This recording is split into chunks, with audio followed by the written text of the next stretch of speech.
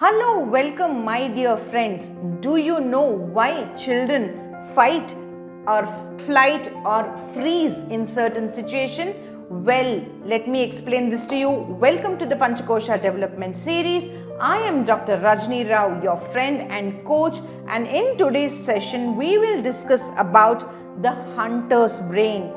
Amygdala, which raises the emotional siren. Number 3, the fight, flight and the freeze mode. Number 4, how the sympathetic nervous system gets activated.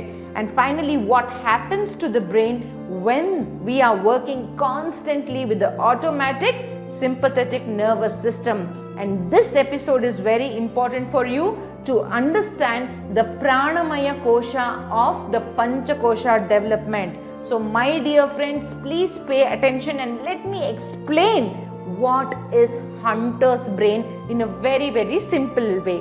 We all know that we have descended from apes. Now we'll have to underline this and always remember, never forget that you and me, everybody have descended from the apes. And long ago when we were apes, the reptilian brain, that is the back brain, was always very anxious. That was always anticipating danger, threat. So when we came to our human form, there were many animals in the jungle rather than human beings. Human beings were only a handful of them, moving in groups, safeguarding themselves, and their brain, which didn't have this neocortex yet, their brain always anticipated danger.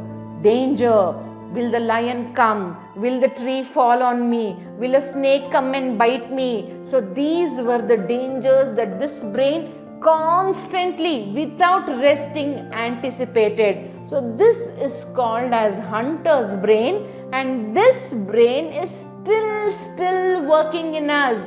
Do you know that is the reason we are always scared, anxious? That is because of this reptilian brain or the hunter's brain. Now what happened when this hunter saw a cockroach? So let me take the example of cockroach. When this hunter saw a cockroach, the hunter was a stronger person, the cockroach was a bacha. Okay, so he easily fought with that cockroach. We also do that. So this example applies to you and me also. So when we see a cockroach, our response mechanism is fight. We can even kill that cockroach. Number 2, imagine you and me see a lizard in the room.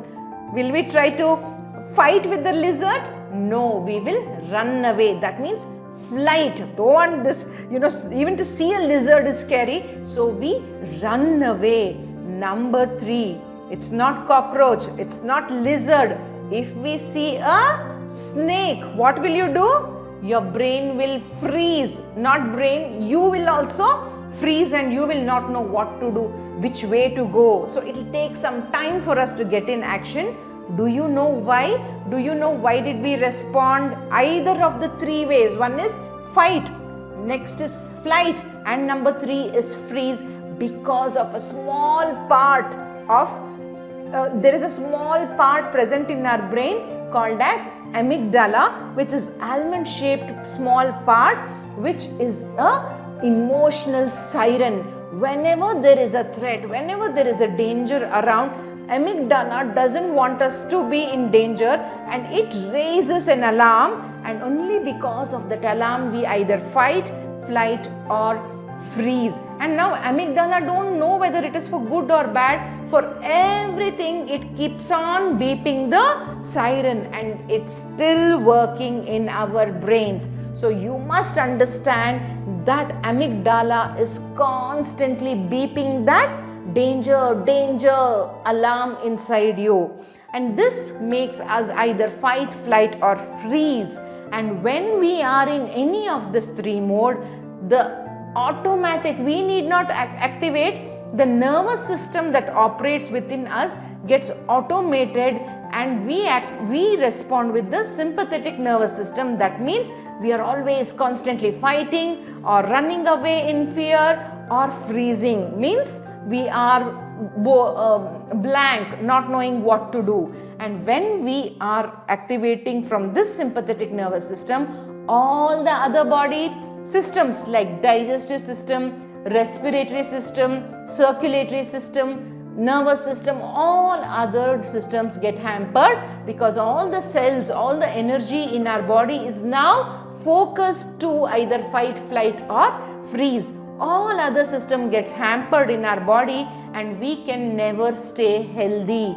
So this is the core reason to develop the lifestyle diseases as well. And now we can see that even in our little ones, because of this constant stress, children are facing many mental and physical well-being issues. So my dear friend, can you understand why we have panchakosha development, and in that panchakosha development, why do we have this life force energy or pranamaya development? So to understand this, please remember what we discussed today, and don't forget to share this video with a friend or a teacher who needs to know this, and I will see you in the next episode.